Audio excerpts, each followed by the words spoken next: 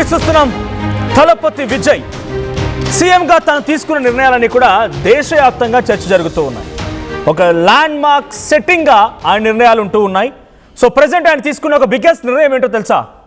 ఆసుపత్రి ఏదైనా వైద్యం కోసం వచ్చినటువంటి ఆ పేషెంట్ ఇన్ కేస్ దురదృష్టవశాత్తు చనిపోతే బిల్లు మొత్తం మాఫీ. ఇది ఒక ప్రపోజల్ క్యాబినెట్ ముందు ప్రవేశపెట్టారు విజయ్. సోషల్ మీడియాలో ఇప్పుడు ఇది వైరల్ అవుతోంది. అయితే విజయ్ నిర్ణయం పైన ఆలోచనలో ప్రైవేట్ ఆసుపత్రులు కొంత సందిగ్ధంగా ఉన్నాయి. విజయ్ నిర్ణయం మంచిదే అయినా క్రిటికల్ కేసులని పట్టించుకోకుండా పేషెంట్లని ప్రాణాలతో ప్రైవేట్ హాస్పిటల్స్ చెలగాటమాడే ప్రమాదం కూడా ఉంది. ప్రభుత్వ ఆసుపత్రుల పైన మరింతగా భారం పడే అవకాశం ఉంది. ఈ సున్నితమైనటువంటి అంశాన్ని విజయ్ ఎలా పరిష్కరిస్తారనేది చర్చ. ప్రైవేట్ ఆసుపత్రుల బిల్లింగ్ పై ఇప్పటికీ విమర్శలు వస్తూ ఉన్నాయి. వేలల్లో ట్రీట్మెంట్ చేసి లక్షల్లో బిల్లులు వసూలు చేస్తున్నారు. ఇక ప్రభుత్వ వైద్య వ్యవస్థని బలోపేతం చేయాలని పెరుగుతున్న డిమాండ్స్ నేపథ్యంలో ప్రభుత్వ అధికారిక ప్రకటన దాని విషయంపై ఎదురు చూస్తున్నారు ప్రజలు. ప్రభుత్వ వైద్యాన్ని మెరుగుపరచడంతో పాటుగా ప్రైవేట్ రంగంలో కూడా, అంటే మెయిన్గా పబ్లిక్ ఎక్స్పెక్ట్ చేస్తోంది ప్రభుత్వ రంగ వైద్యాన్ని మెరుగుపరచాలని చెప్పి. విజయ్ తీసుకుంటున్న నిర్ణయం ఏంటంటే ఎక్కడైనా సరే ప్రైవేట్ హాస్పిటల్స్లో ఒక పేషెంట్ వైద్యం కోసం అని వెళ్ళి అక్కడ ప్రాణాలు వదిలేస్తే ఇక బిల్లు కట్టాల్సిన అవసరం లేదు, బిల్ అంతా మాఫీ. అయితే ఇక్కడ ఇంకొక ప్రమాదం ఏంటో తెలుసా? ప్రైవేట్ ఆసుపత్రులు ఆ క్రిటికల్ పొజిషన్లో ఉన్న పేషెంట్ని అడ్మిట్ చేసుకోవడానికి కూడా ఇప్పుడు వెనకడుగు వేసే అవకాశం. బికాజ్ ఒకవేళ చనిపోతే అనవసరంగా డబ్బులు రావు కాబట్టి అడ్మిట్ చేసుకోవడానికి కూడా క్రిటికల్ పొజిషన్లో ఉన్నప్పుడు అడ్మిట్ చేసుకోవడానికి నిరాకరిస్తారు. అప్పుడు ప్రభుత్వ ఆసుపత్రుల పైన కొంత ఒత్తిడి పెరుగుతుంది. సో ప్రభుత్వ ఆసుపత్రిపై ఒత్తిడి పెరిగినంత మాత్రాన ఇది పథకాన్ని మొత్తం నిలిపివేయడం అని కాదు. ప్రభుత్వ ఆసుపత్రులు అంతటి స్థాయిలో మెరుగుపరిచేటువంటి అప్గ్రేడేషన్ ఆఫ్ మెటీరియల్స్ కానీ హెల్త్ ఎక్విప్మెంట్స్ కానీ ఉండాలనేది ఇంకా ప్రధాన డిమాండ్. ప్రజలు దానికోసం ఎదురు చూస్తున్నారు. సో నిజంగానే విజయ్ తీసుకున్న నిర్ణయం మీకు ఎలా అనిపిస్తోంది కామెంట్ చేయండి.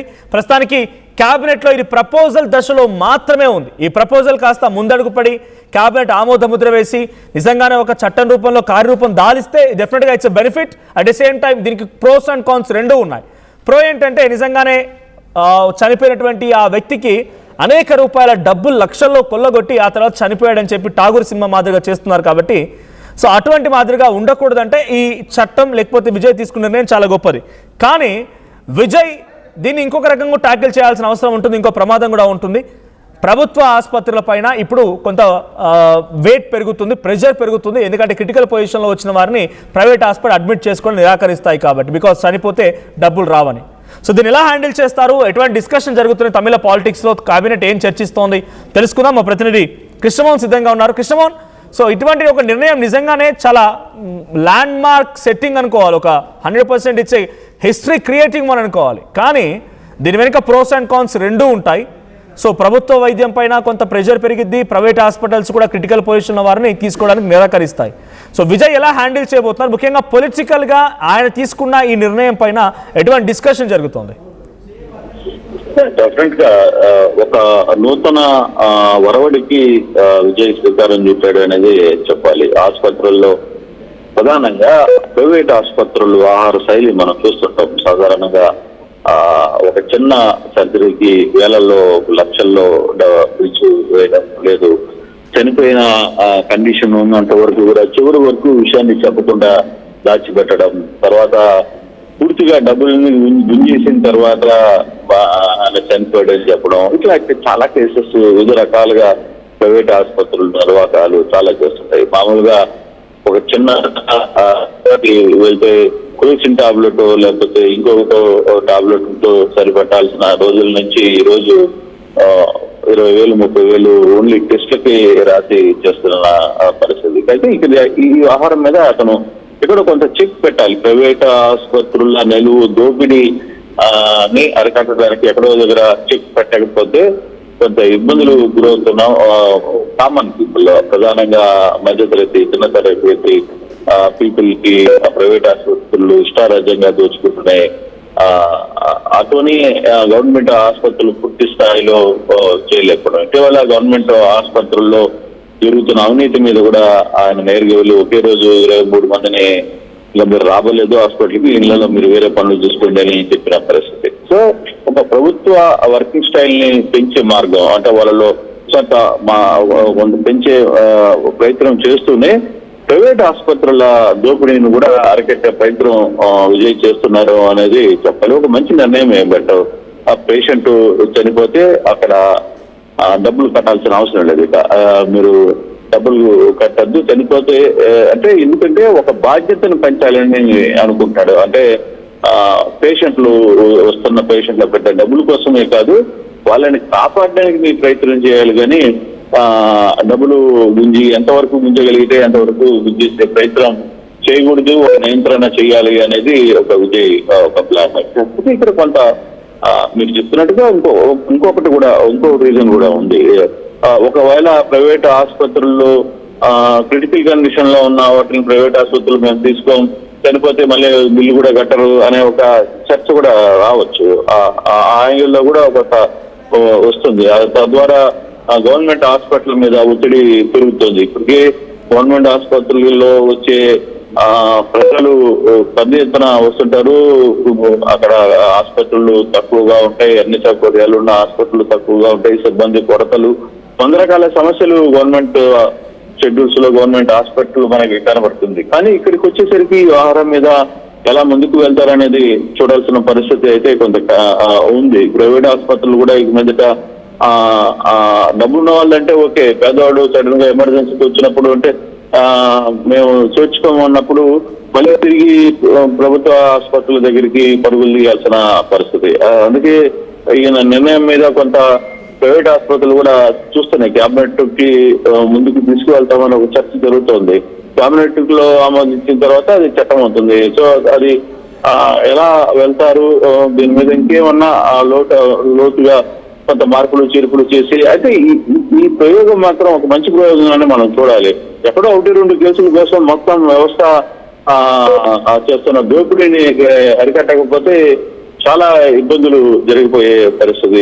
ఒక చిన్న స్థాయిలో ఒక వ్యక్తి ప్రైవేట్ ఆసుపత్రులకు పొరపాటున కానీ వెళ్తే ఆ సాయంత్రానికి అతను ఇంట్లో ఉన్న వస్తువులు మళ్ళీ అమ్ముకోవాల్సిన పరిస్థితి. సో అటువంటి సిచ్యువేషన్స్ ఇప్పుడు ప్రైవేట్ ఆసుపత్రులు పట్టగొడుగుల్లా వచ్చేసి వాళ్ళ ఆహార శైలి కావచ్చు, వాళ్ళు తీసుకుంటున్న ట్రీట్మెంట్స్ కావచ్చు, వాళ్ళు చేసే ఖర్చు కావచ్చు, ఇదంతా కూడా ఆ టైప్ లో ఉన్నాయి. కానీ ఏదైనా ఇక ప్రభుత్వ ఆసుపత్రుల్లో పూర్తి స్థాయి లేవు, సౌకర్యాలు లేకపోవడం వల్లనే కదా ఈ సమస్యలన్నీ వచ్చాయి. అందుకే ప్రభుత్వం కూడా అంటే విజయ్ కూడా ఒకసారి ప్రభుత్వ ఆసుపత్రుల్లో సౌకర్యాలను పెంచే ప్రయత్నం పూర్తి స్థాయిలో చేసి ఈ నిర్ణయం చేసుకుంటే కొంత బాగుంటుంది అనేది కూడా కొంత వర్షం. కానీ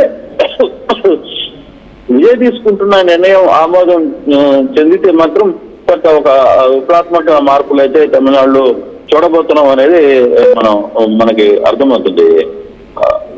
రైట్, పొలిటికల్ డిస్కషన్స్ ఏంటి అంటే తరచుగా మనం చాలా ప్రభుత్వాలు చూసాం, చాలా మంది ముఖ్యమంత్రులు చూసాం. నిజంగానే ఓ కార్పొరేట్ ప్రైవేట్ రంగం పైన ఒక డిసిషన్ తీసుకోవాలంటే 1కి 10 సార్లు ఆలోచిస్తూ ఉంటాయి సహజంగా, because of their political aspirations కానివ్వండి, తర్వాత ఏం జరిగిద్దో, ఎందుకంటే పొలిటికల్ బెనిఫిట్స్ కూడా ఉంటాయి కాబట్టి.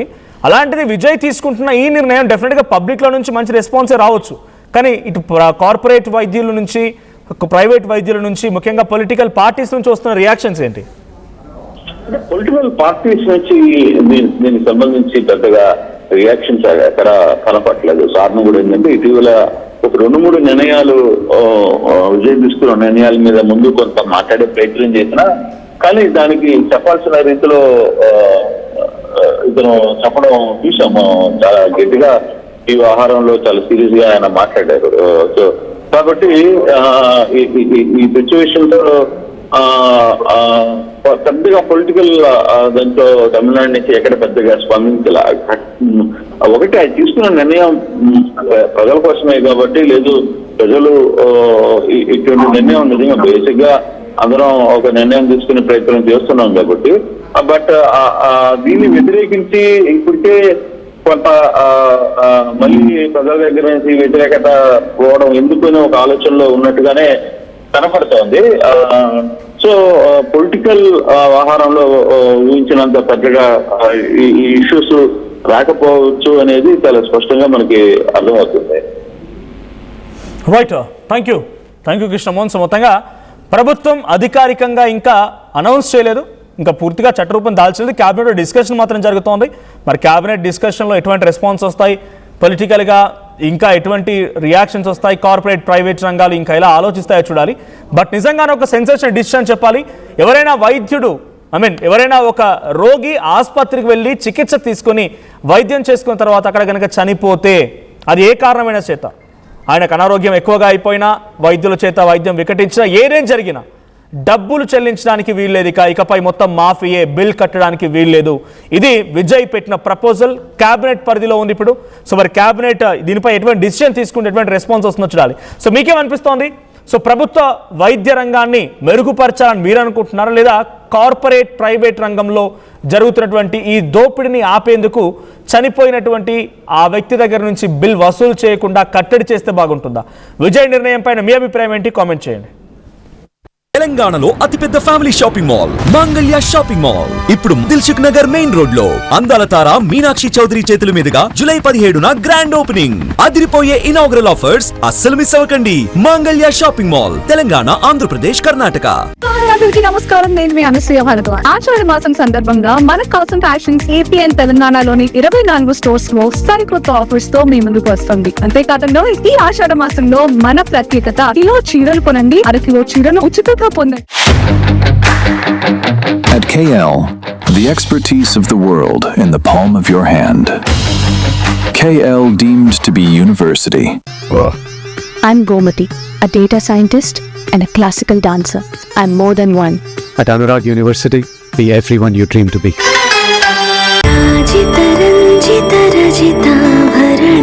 Pure in its form with grace made noble.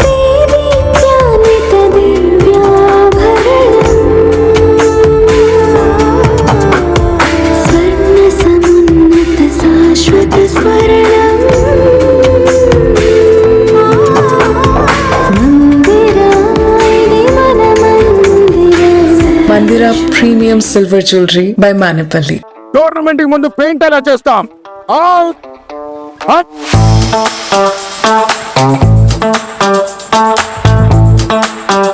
Plan అయితే చాలా బాగుంది సార్. స్టేడియం పరిస్థితి చూడండి.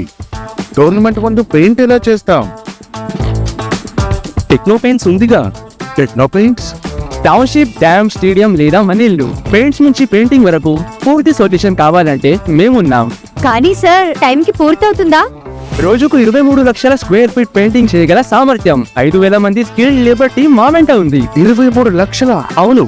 ప్రపంచ స్థాయి రంగులు, అద్భుతమైన షేడ్స్ తో భారతదేశపు అసలైన పెయింట్ మరియు పెయింటింగ్ శక్తిని నేనే. VR techno paints. Techno paints.